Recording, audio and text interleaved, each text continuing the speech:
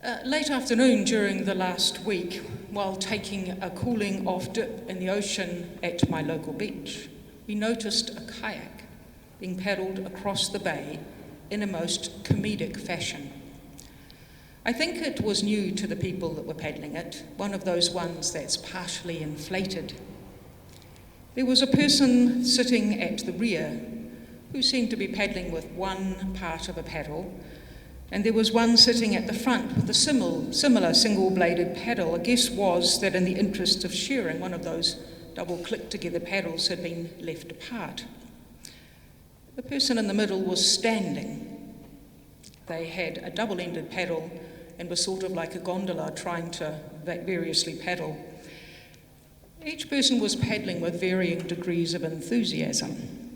The one standing in the middle seemed most energized, but they had a compromised technique. The paddle was not made for stand-up paddling, and they seemed unaware that the blade actually had a shape to be more effective if used one way rather than the other. Further, the paddlers didn't appear to have a coordinated approach.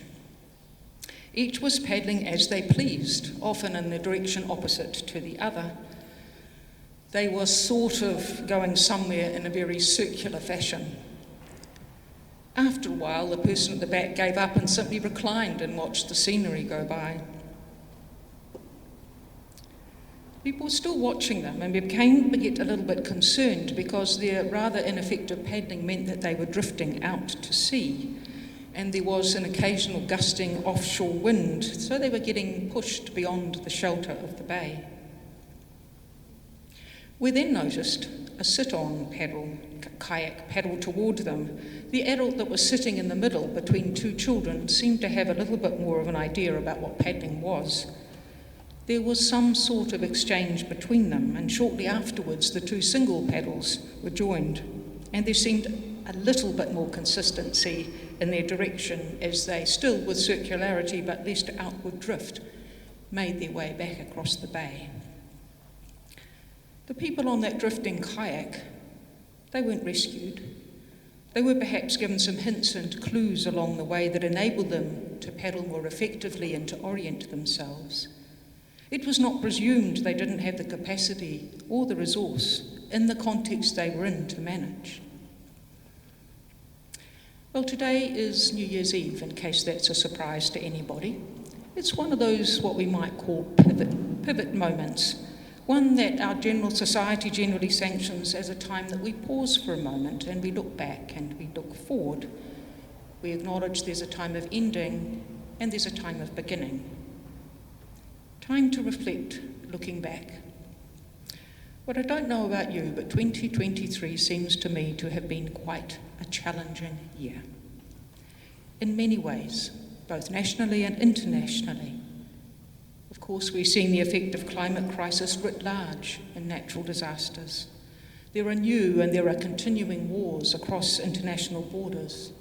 There is economic hardship, the rise in right-wing ideological and political leadership.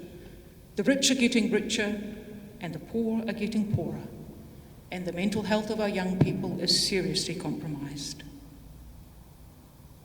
Each of these and all of them accumulate to challenge, to unsettle, and to deeply disturb us. Although many of these things we might say are outside of us, we experience them in here.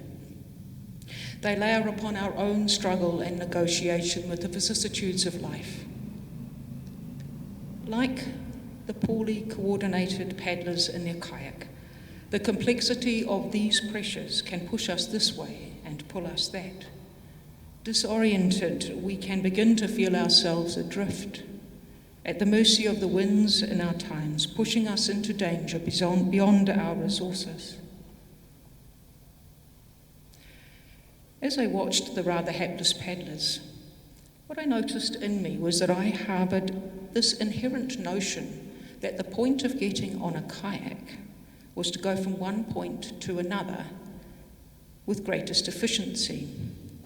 Musing as I was on this metaphor for life as we look back on what seems a challenging 2023, it made me wonder whether part of the challenges that we harbour an inherent notion that a successful life has a clear direction.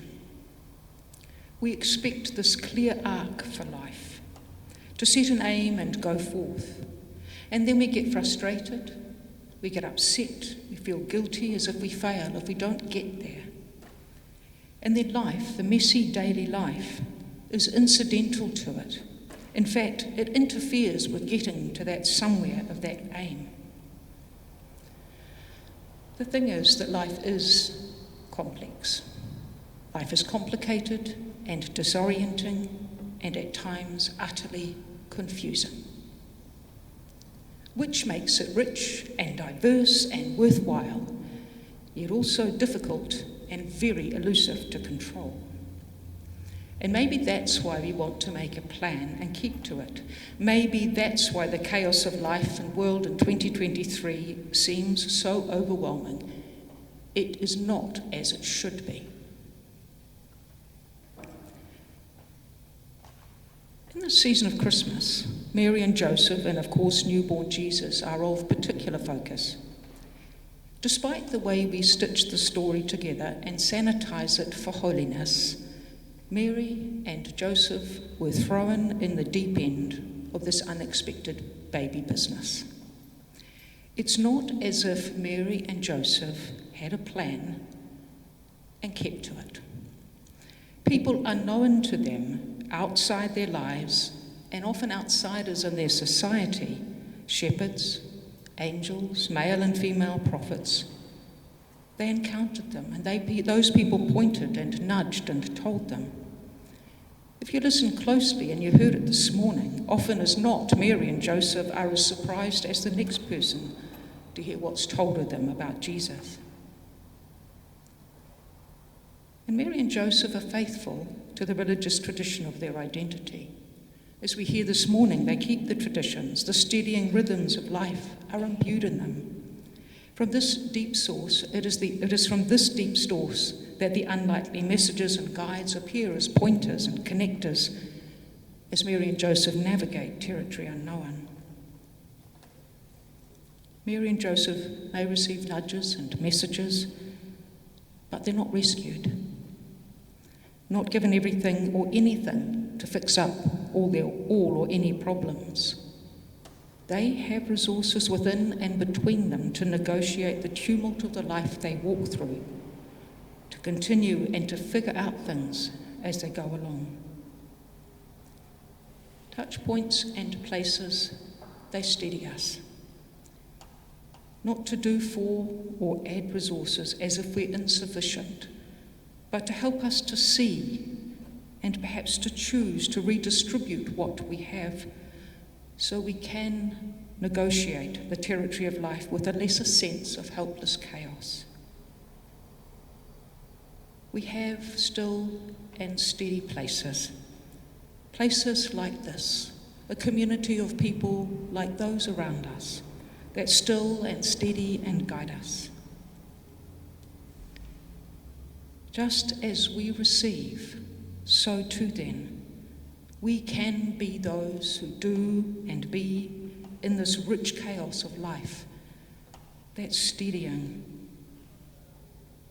resource for one another and for life in our world.